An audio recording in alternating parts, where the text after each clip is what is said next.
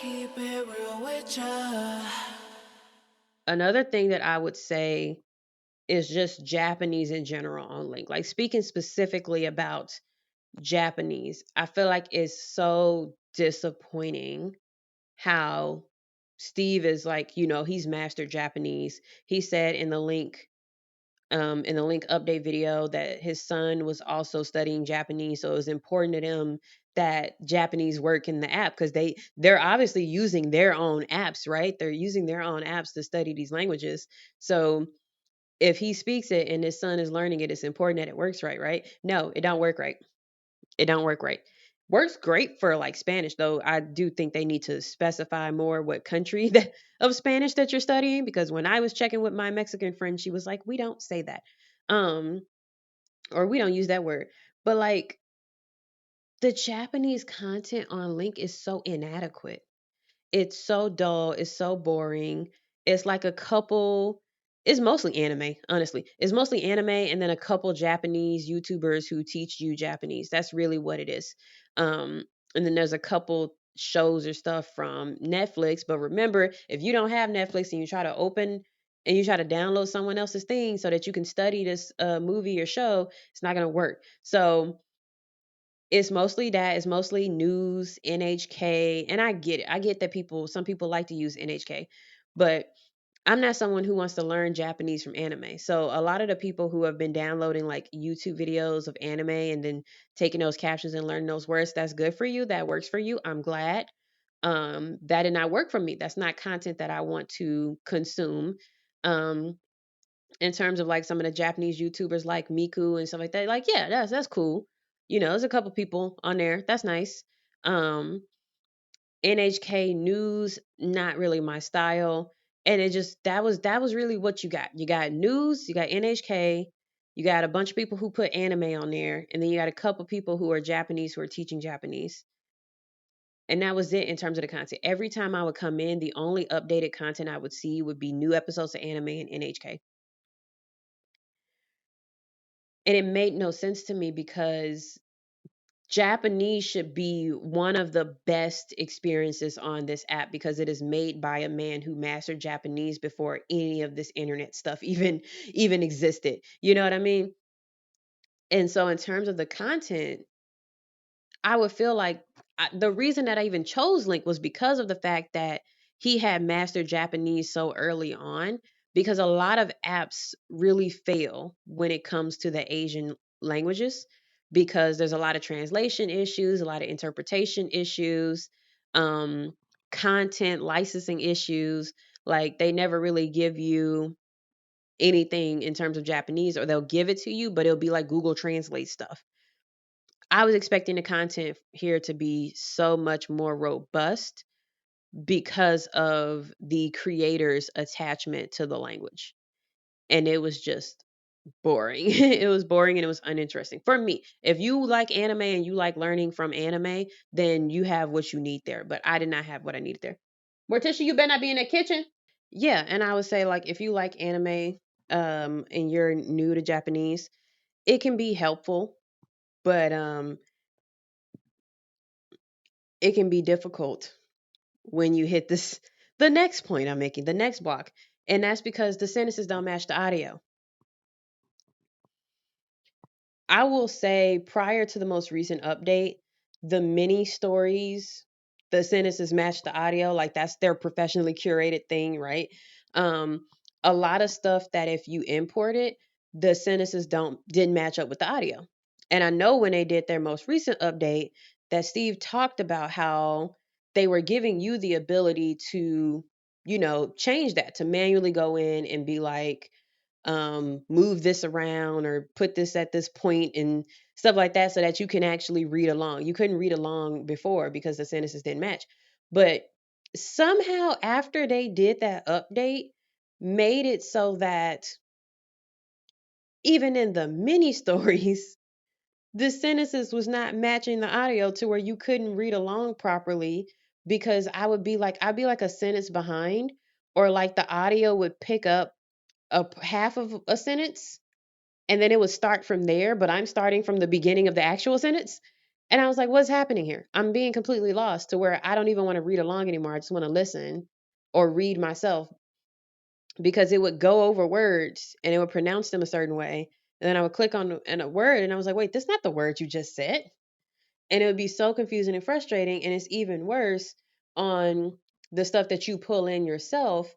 And I just don't know if I think it's fair to like make it to where now I have to go in and like manually move everything around to make it to where I can read along on this. Like there should be something in there that can sense what I'm reading and be able to appropriately match the audio to it. I shouldn't have to be the one to go in and fix that because it's your app and I pay money. Like I don't want to like why would I pay, a hundred and some dollars a year for an app that I gotta configure it? I don't want to do that. But I can understand if I imported something and it doesn't match up because, like, again, like sometimes you're just pulling in auto generated captions. They're not going to match up with the audio anyway.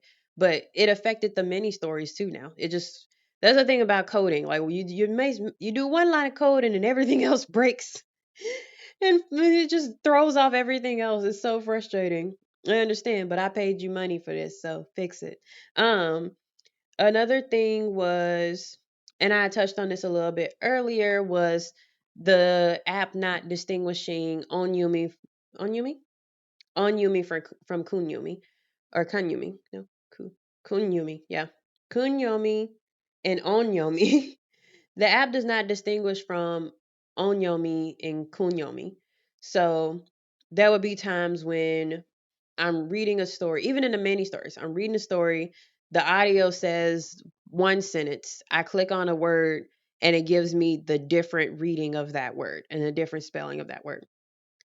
And it would really, really throw off my reviews because some of the reviews, as you guys, if you've used the app and some of the reviews they are making you listen to a sentence or they make you listen to a word and then you are to choose that word. Now, if the reading of the word or the pronunciation of the word you studied is different, you're going to get it wrong multiple times. There's also one where it gives you the sentence, right? They will say a whole sentence, and you can read the sentence out and then pull out the meaning of the word. But you are thinking in your brain now you've been given the wrong meaning of the word. And it's not necessarily wrong, but it's the other reading of the word. So when you try to go and find an answer, you still get the answer wrong. And some readings they have very similar, like some kanji that have very similar readings, but there's a lot of them where they have different readings and the app can't distinguish which one is supposed to use in that moment. Again, disappointing because Steve is that was one of his first languages that he learned, and Zoran, I think Zoran's the son, right, is studying this language. You would think they would invest more time and energy into critiquing the way Japanese works on their app because that's the language that his son is learning through the app, and that's the language that he has mastered. You know what I mean? But it's not. And it's like it suffers from the same issues that other language learning apps suffer from when it comes to using things like Japanese. And it's very, very frustrating because I would expect more. Okay. I know I say it so many times. I expect more. Um, so like I said, it messes up your pronunciation, it messes up your reading. The flashcards, I would get them wrong so many times until I had to get it in my brain. I had to keep one spelling, one pronunciation in my brain while listening to it say the other one and then say in my brain that it's the other one. But if you're actually trying to learn and speak Japanese, it don't work like that. Like I can't just be saying the opposite reading and pronunciation of a kanji all the time in sentences. Like that would throw people off. Like why would you say it that way? Um it's very, very much stressful. Okay. So going on to the cost.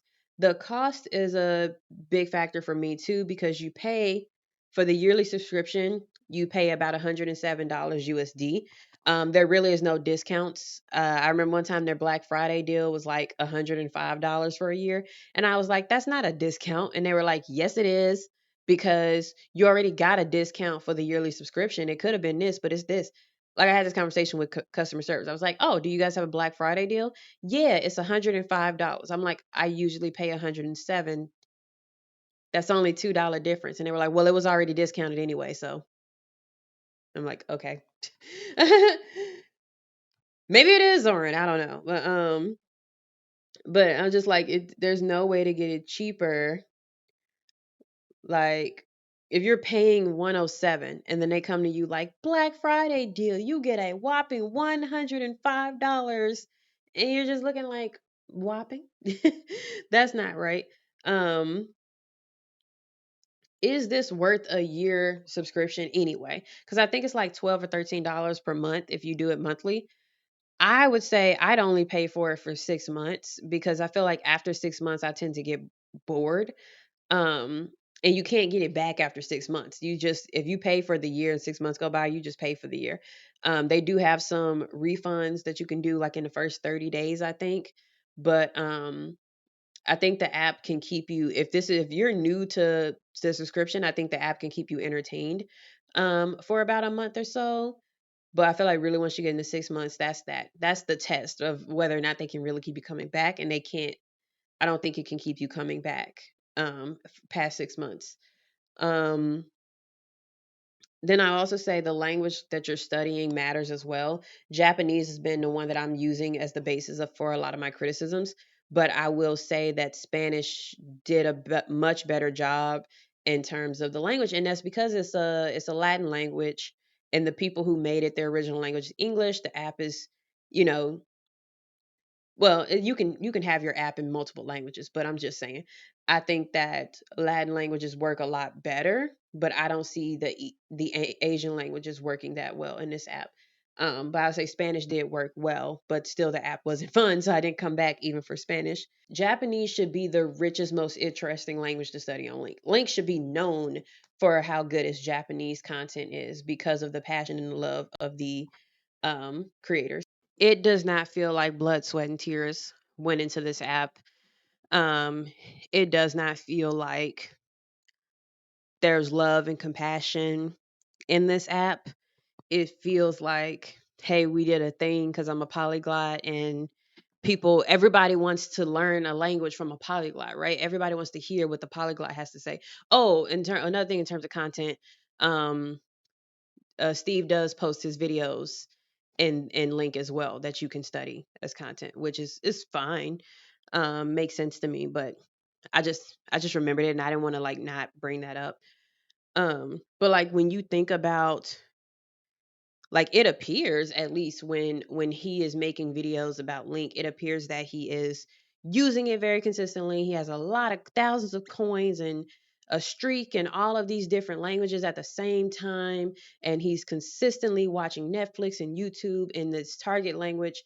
There should just be so much more media that's being added. Like I would say, if this was my app, and it's not, if it was my app, right, and I was using it to study, I would make it my business to add as much interesting content as possible. So like I would say Matt versus Japan has a thing where you can get like there's a whole repository that people contribute to of media that you can find in a language that you want to learn.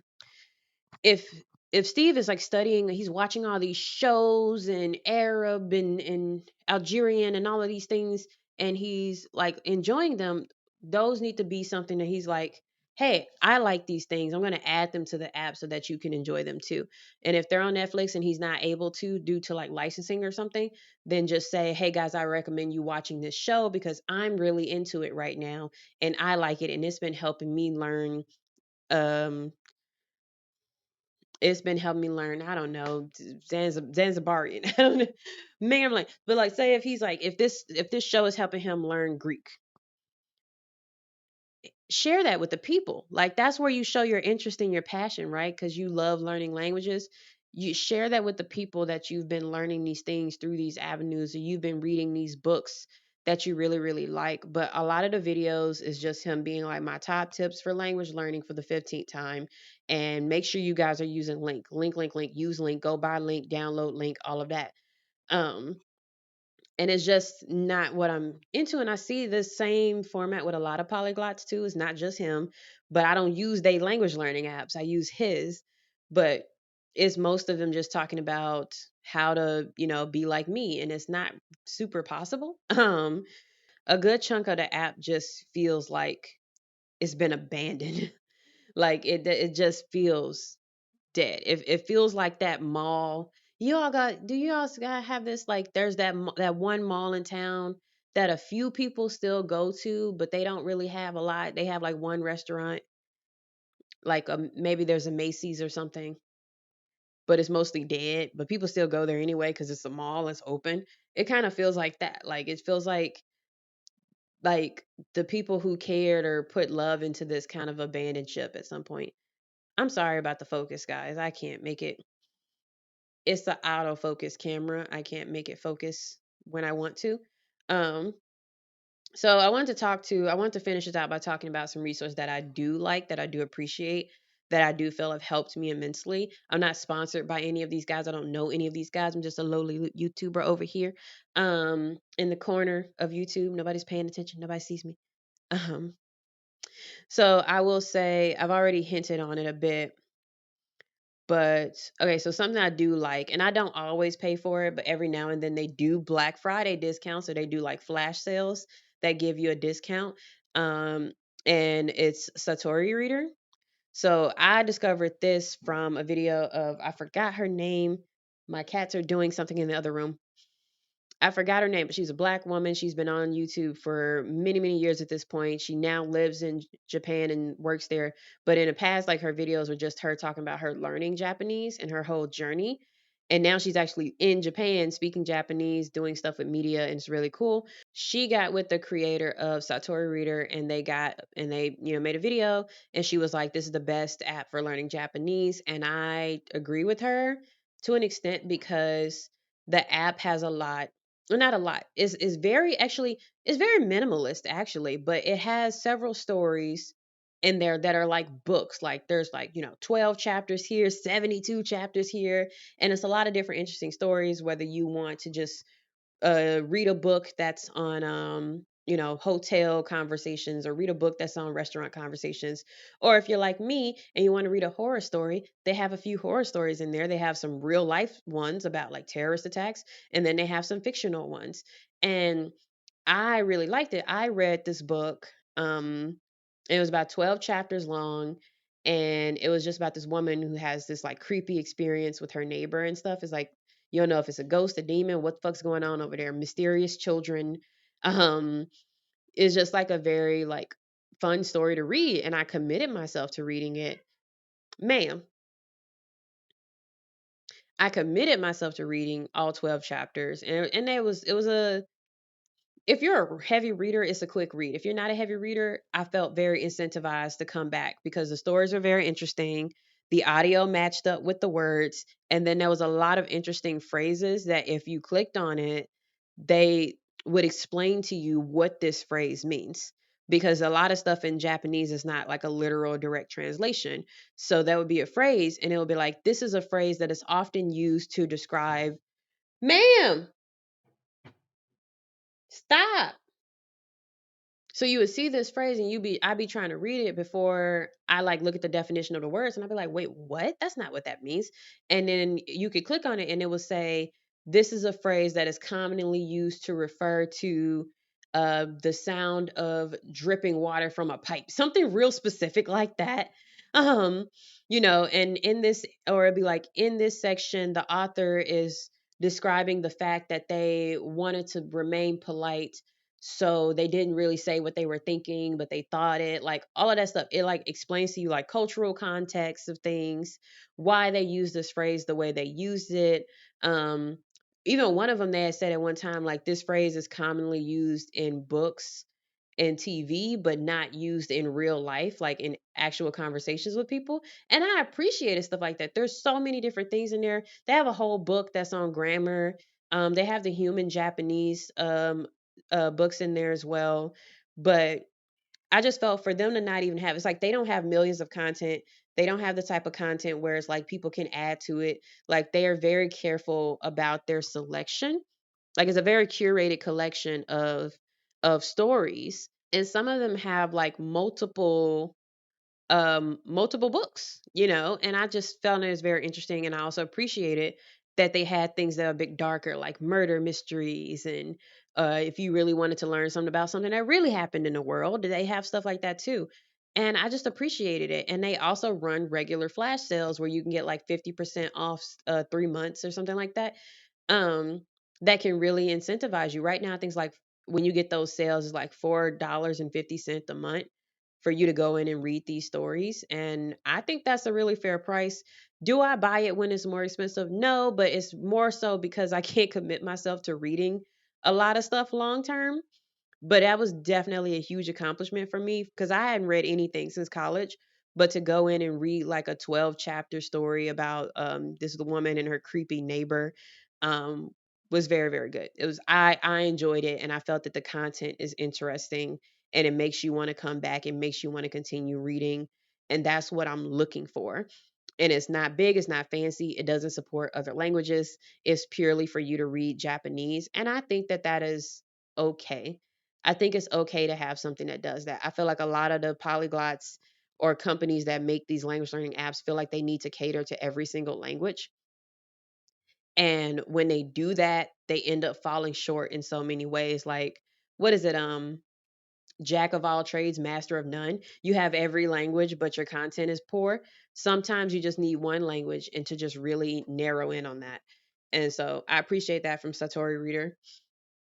The other one that I wanted to talk to was Matt versus Japan, his refold method, because he does a lot, he talks a lot about immersion and stuff like that. And on his website, he has several discords as well that you can join and work with people.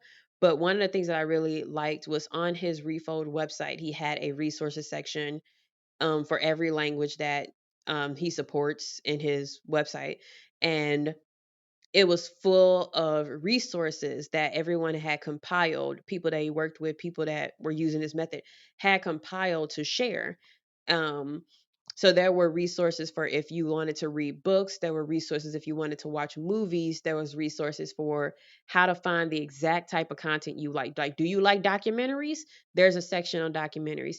Do you like comedy? There's a section on comedy. Do you like reading comic books? There's a section on comic books in your language. Yeah, and I mean it's not like the same as, going to get your flashcards and downloading transcripts from YouTube comments. It's a very different thing.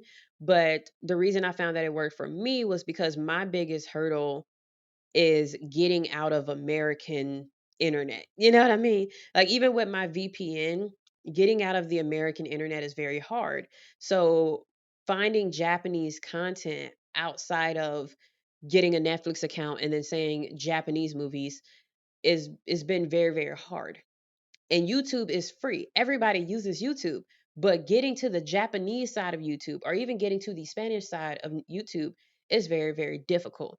And so what I got a lot of help from these resources that were on his site was there were sections for YouTube channels, like people you could find on YouTube that you could follow and watch their videos. It wasn't just Japanese people teaching English. It was like there's horror channels where people just like watch American movies and they tell you about them in Japanese. There's channels for Japanese let's players. There's channels for people who want to tell scary stories. Like stuff like that was very helpful for me because I finally got to, these are things I already watch. I already watch Let's Plays. I already watch people telling scary stories. I already watch people just doing daily vlog videos. And once I started like searching for that stuff and like finding those links on YouTube, YouTube started recommending me, oh, you speak Japanese? Oh, here, take it. Yes, anything to keep you coming back to this app. And I started getting more and more content. And then I did the same. I went to the Refold website for Spanish and I looked at their resources. And I did the same thing on YouTube to get more Spanish things recommended to me. And that was also great. And that made me very happy. And once I started like taking that in, learning all the different like keywords that they use, I was able to go on to Spotify. Now, I'm not in any way saying you should use Spotify for because like it pisses me off the way they do music. But in terms of podcast, for free, you can go to Spotify and with the words you learn from the YouTube videos, type those words in. Now I got Japanese podcasts, not just the kind that teaches you Japanese, but Japanese podcasts for Japanese people about true crime stories or funny story, like anything. And it just opened all of that up. And all of this is free. He has a Discord, it's free to join. His Refold stuff is all free for you to go and read and study yourself. He's not charging you a penny. Um, and I really, really appreciate that, because what Matt versus Japan is doing is he's teaching you how to use the internet to your advantage in terms of learning a new language. Whereas you're not really learning that with Link, or there's a lot of, and it's not just Link, but this is a Link review, but there's a lot of apps that they just want you to be in the app. They just want you to be there. They want to be your one source for language learning. They want you to bring everything in. They want to be the one stop shop. And it doesn't have to be that. There's a lot of, like, I was talking to Rex Polyglotus um in Discord, and he was telling me about, here's some resources that do the same thing Link does, but they do it for free. Because you can go and get transcripts of stuff and then turn it into flashcards and study it. You know, you can get a transcript and like follow along while you're watching the YouTube video that you pulled it from. There's a lot of stuff you can do on the internet without having to pay. It's just like some people who would say, I found a site that I can watch all the cartoons I want, so why would I pay for Netflix? It's kind of like that. And for the price point for Link, it just doesn't justify it to me. Like I said, I feel like it can really hold you for about until about that 6 month mark, and then you get burnt out. I spent a good period of time in the mini stories before I got bored, and I took a break and I came back and I redid the mini stories to kind of like try to make myself remember everything. But I got bored. I got bored multiple times. And I just took, at first, I just thought it was like something wrong with me. Like, oh, I'm not trying hard enough, or I'm just overwhelmed with life right now. Like, I made all these excuses, but I'm almost at 900 days on Duolingo. So, and Duolingo, I wouldn't recommend for Japanese specifically, because it suffers from the same thing that Link and all these other apps do. They cannot do Japanese justice when they are trying to be an everyman type of app. It just don't work that way. But I'm saying that because Duolingo is free. So it's free, it's engaging, it makes me want to come back. I get a dopamine hit when I use it, and I was not getting that from Link. And I know some of you may say, well, maybe you just weren't self motivated enough. That's fine. That can be your opinion. But like I said, I'm a regular person. I'm not a polyglot. I would not call myself a master of any language. Hell, I wouldn't call myself a master of the English language. You know what I mean? I just speak it. I don't really say, I can't really tell you about it. But if you are a regular person, I just want to encourage you to stop buying into the polyglots who say this is the way you will learn a language. They don't know you. They're pointing at a camera just like I am. It's not going to work. All of them have different ways that they study the language. Some of them did it to where they spent 10 years with just one language, and then they figured it out. And when they figured it out, they figured out what worked for them. And then they took that and they applied that to another language. That's what they did. They did not do the whole I can learn a language in 3 months. And you can. I'm sure you can. But that's for you. It's not a anybody can do it if they do what I did, because everybody's different. We have different brains. We learn differently. And all of the polyglots will tell you a different thing they did that worked for them. And that's fine, but it's not automatically going to work for you. And just because a polyglot made an app for language learning doesn't mean that that app means that you're going to learn it. I was so caught up in that. I thought that was what was going to happen to me. I was like, he knows so many languages. He's a professional. He knows how to learn a language. This is going to be it for me. This is what I'm going to learn. I should have joined this years ago. That's how I felt. Because yeah, he speaks the languages. Like Steve Kaufman speaks the languages and he speaks them well and he communicates with people well. Like, I'm not saying that he's like a fraud or anything like that. He's not. He is a polyglot. He does speak multiple languages. But I'm saying, and when it comes down to can other people be me? The answer is yes for some and no for most. And that's okay. And I feel like a lot of polyglots aren't very honest about that. Um, but I will say that if you do find a language learning method that works for you, and some it's because of some polyglot told you, that's great. If reading books is what helps you learn a language, perfect. If memorizing mass sentences helps you learn a language, perfect. If immersion is what helps you learn a language, perfect. You know what I mean? If learning the grammar first helps, do it. If not learning the grammar first helps, do it. But you have to find what works for you. I'm still struggling to find what works for me. I All I know is the classroom setting does not work for me. I do not do well in a classroom setting. I either am too fast or too slow. It just the pacing is always off for me. What I do like is I do personally like watching Japanese and Spanish content made for Japanese and Spanish people. Um, they're speaking as fast as they want naturally, not this, slow Japanese stuff. It makes my brain hurt. I want to hear them speaking naturally. I want to watch the stuff where I can just be interested in it. Like I watched Confessions the other day. This Japanese movie. I think it had a has it been adapted yet? My friend has been having trouble finding it online with English subtitles. So I used my VPN and I watched it with Japanese subtitles. Did I understand everything? Fuck no. But I enjoy watching it. It was a wild ass movie, and I sat there and I was sat there on my laptop like, you know what I mean? And that's what works for me. Watching Japanese let's plays of creepy Japanese games works for me. I don't always need Japanese subtitles. I don't always need to stop and study every word that's been said that breaks it for me. Sometimes you can just watch a movie and enjoy a movie and worry about learning the language later. And that is something that works for me. I think that, you know, is it going to translate into something? Maybe at some point. I don't know. Just trying to enjoy myself. And that is one thing I will say that I give credit to Steve for, that I'm disappointed about the app, but I give credit for him for, is saying that you should be enjoying the language learning process. If you're not enjoying it or it feels like a chore, you're doing it wrong. The only right way to learn a language is to enjoy it, because that's going to guarantee you come back, and that's going to guarantee that you want to do something in it.